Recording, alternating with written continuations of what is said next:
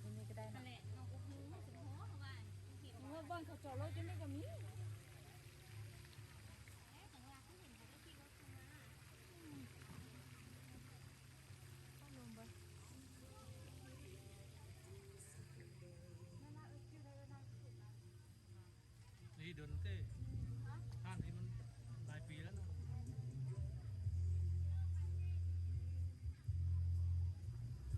ชิบวนลงให้ดูบัตรเลยเติมเน็ตเติมบัตรก่อน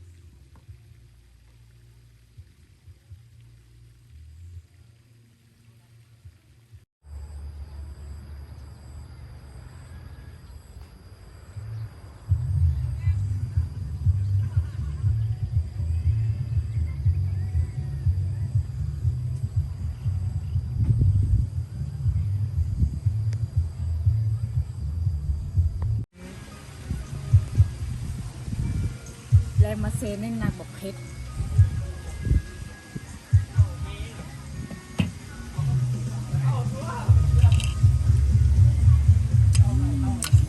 ลุย แซ่บเวอร์คุณพี่ เอาบุแม่เขาลืมจองมาตุ้มยัง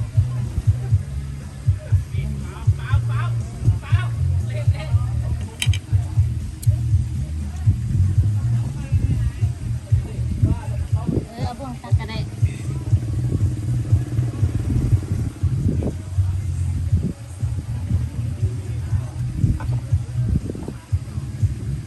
สำเร็จ